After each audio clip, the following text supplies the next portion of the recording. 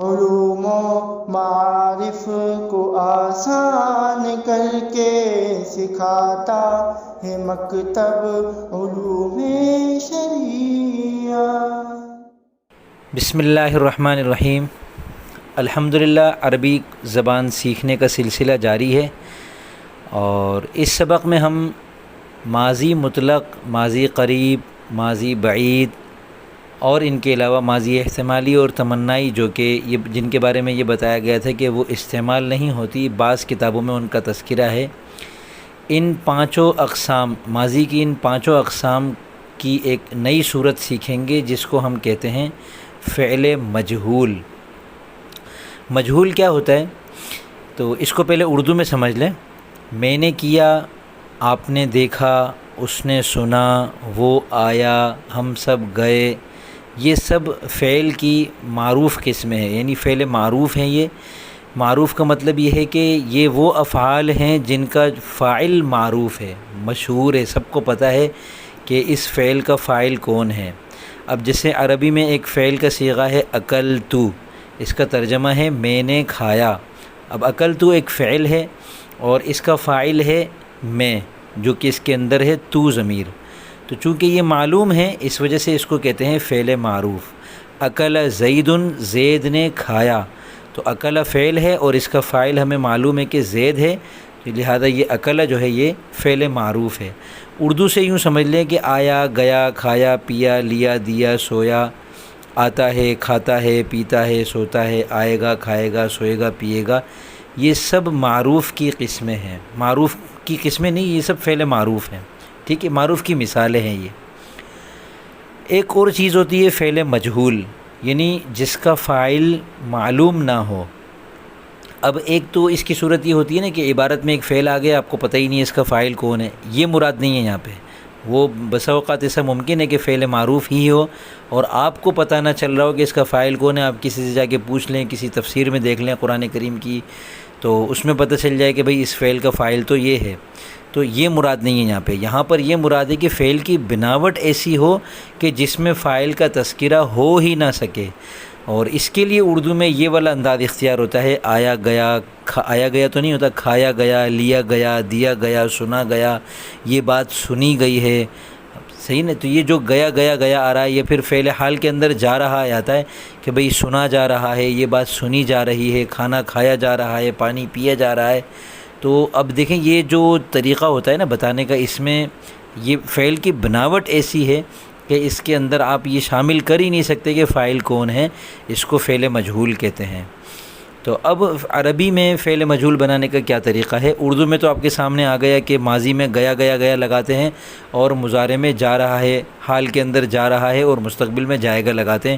آیا، لایا جائے گا، کھایا جائے گا، سنا جائے گا، بتایا جائے گا، دکھایا جائے گا، یہ سب فعل مستقبل کی مثالیں ہیں۔ تو عربی میں ہم ابھی تک فعل ماضی میں پہنچے ہیں، ہم فعل مضارع یعنی فعل حال اور فعل مستقبل ہم نے نہیں پڑھا، تو ہم فعل ماضی کو لیتے ہیں۔ فعل ماضی میں جو ہم نے پڑھا، ضربہ اس نے مارا، فتح اس نے کھولا، اکلا اس نے کھایا، یہ جو ہم نے فعل ماضی پڑھ لیا ہے، اس فعل ماضی میں جو پہلا حرف ہے اس کے اوپر زبر تھا، اسے ہم پیش سے بدل دیں، اور جو دوسرا حرف ہے اس میں باب کے اعتبار سے زبر زیر پیش تینوں آ سکتا ہے۔ اگر کرومہ یا کرمو ہو تو پھر وہ کرومہ کا وزن آتا ہے، فتح میں فتح یفتح کے باب میں فتح کا وزن آتا ہے، سمع یسمع کے باب میں ماضی میں سمع کا وزن آتا ہے۔ یہ ابواب کے اعتبار سے ہم آگے چل کے مزید اس کو سمجھ لیں گے، لیکن فعل مجہول کے اندر پہلے حرف پر پیش لگا دیتے ہیں، دوسرے حرف کے نیچے زیر لگا دیتے ہیں۔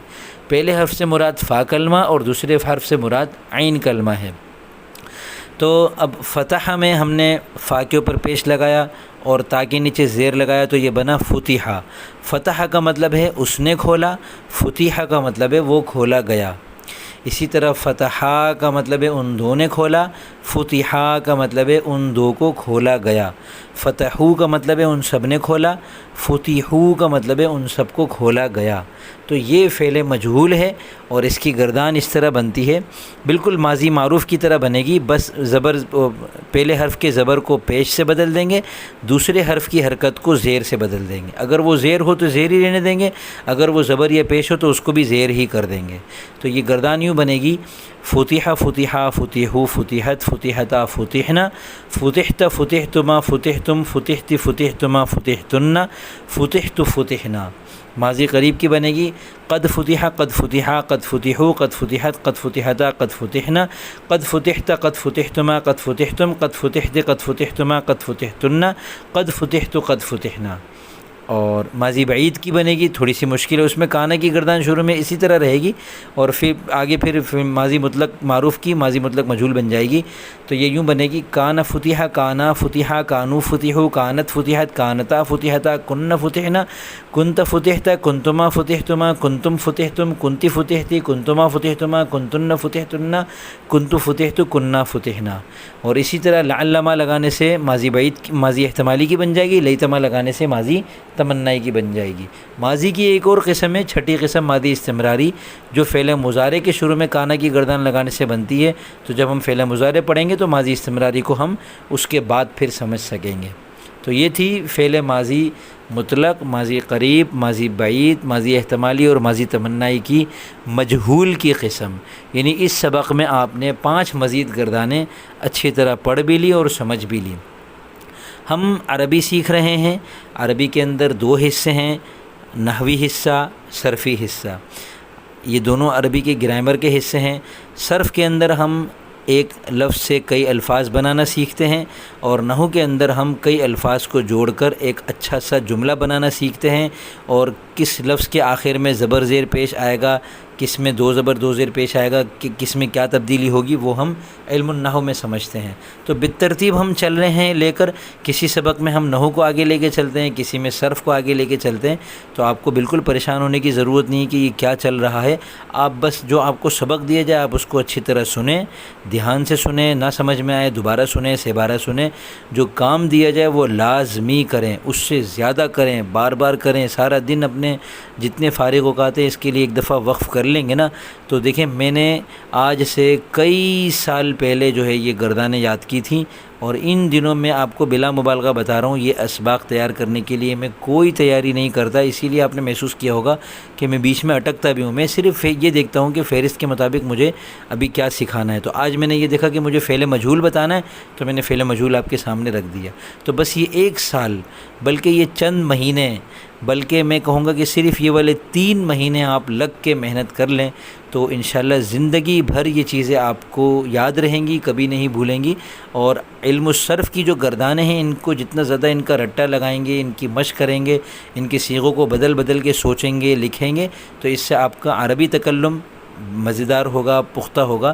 اور علم النحو کے اندر اگر محنت کریں گے تو عربی کتابوں کو سمجھنا اور عبارت پڑھنا، یہ سب آپ کے لیے انشاءاللہ آسان ہو جائے گا۔